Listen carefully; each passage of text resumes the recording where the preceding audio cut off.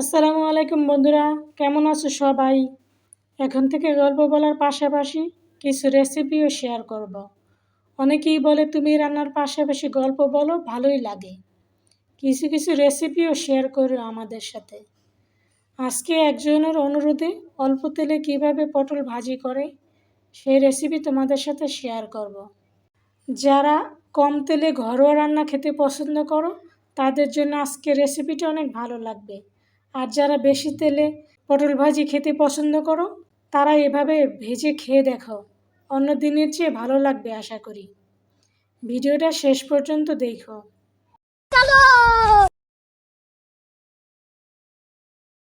আমি 3টে পটল নিয়েছি, আমাদের বাসায় মানুষ কম তাই কম নিয়েছি। তোমরা চাইলে এর চেয়ে বেশিও নিতে পারো। প্রথমে পটলগুলো ধুয়ে উপরের খোসা ছাড়িয়ে নিয়েছিলাম। অনেকে খোসা সহ খেতে পছন্দ করে, তোমরা তোমাদের পছন্দ মতো কেটে নিও। আমি লম্বা করে কেটে নিয়েছি, তোমরা চাইলে গোল করে বা মাঝারি সাইজ করে কেটে নিতে পারো। পটলগুলো কেটে অল্প হলুদের গুঁড়ো, সামান্য মরিচ গুঁড়ো আর পরিমাণ মতো লবণ দিয়ে কিছুক্ষণ রেখে দিয়েছিলাম। এটা অপশনাল, তোমরা চাইলে সাথে সাথেও রান্না করতে পারো। তোমরা নিজেদের স্বাদ অনুযায়ী হলুদ মরিচ লবণ দিয়ে দিবা। চুলায় প্যান অথবা কড়াই বসিয়ে অল্প তেল দিয়ে একটু গরম করে নিবা। তেলটা হালকা গরম হয়ে এলে পটলগুলো দিয়ে ঘন ঘন নাড়তে হবে। গরম তেলে পটল লেগে মূলত পটলটা ভাজতে হবে, তাহলে সুন্দর ভাজা হবে। ঘন ঘন নাড়া দিবে, এতে পটল ভাঙবে না।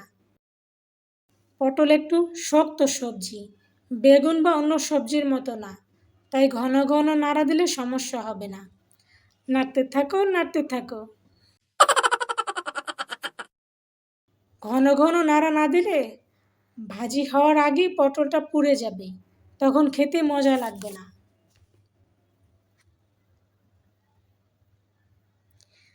দেখো ধীরে ধীরে কালার আসতেছে।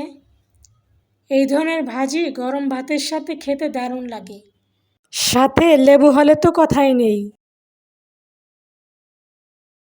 তোমরা পটল ভাজি কিভাবে খেতে পছন্দ করো, ভাতের সাথে নাকি খিচুড়ির সাথে?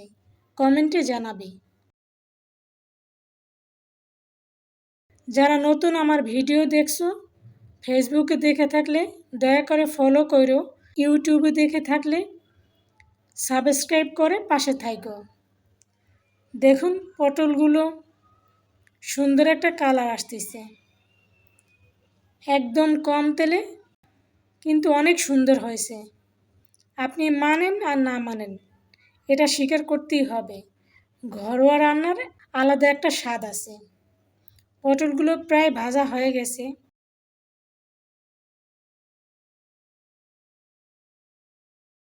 পটল ভাজির সময় অবশ্যই পটলগুলো মাঝারি তাপে ভাজি করবে, চুলার তাপটা পুরো বাড়িয়ে দিবে না, তাহলে কড়াই পুড়ে যাবে, তোমার পটলগুলোও পুড়ে যাবে। সুন্দর একটা কালার আসছে। আমি আর বেশি ভাজি করব না, তোমরা চাইলে আর একটু কালার করে ভেজে নিতে পারো তোমাদের পছন্দ অনুযায়ী। দেখো পটল ভাজিগুলো কত সুন্দর হয়েছে। এখন তো ঘন ঘন বৃষ্টি হচ্ছে, বৃষ্টির সময় গরম ভাত দিয়ে পটল ভাজি, আবার তুমি খিচুড়ি দিয়েও পটল ভাজি খেতে পারো, খেতে অনেক দারুণ লাগবে। সাথে কিছু পেঁয়াজ আর মরিচ ভেজে নিচ্ছি।